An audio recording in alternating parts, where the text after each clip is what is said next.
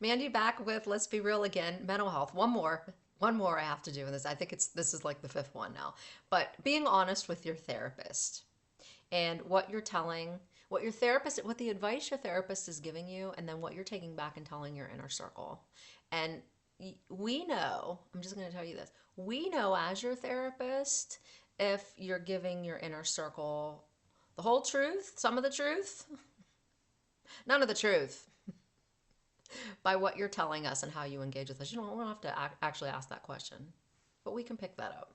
So, for example, if I tell someone for their situation, they have a complex situation, I tell them, like, it's probably not a good idea for you to make this decision. So, sometimes people will go back to their inner circle, their friends and family, and say, my therapist said don't do that.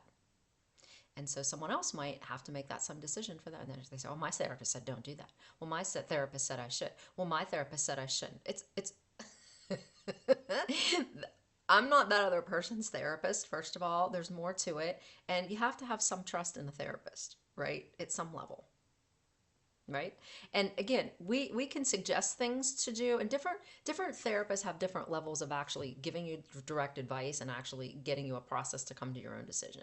We have a little bit of a different style with that. But there are some things, you guys come to treatment and you will ask us, should I do this or should I not? I mean, I like to go through pros and cons. And again, that's maybe how we got to that solution. It's just not like Mandy Fridger said, don't do that. It's probably not exactly how it came about, and it's probably really not relevant to someone else's situation. So be honest about that when you're talking to your inner circle. If you're somebody's inner circle out there watching this, please know that we know that, and we know that this kind of happens. So thanks for watching.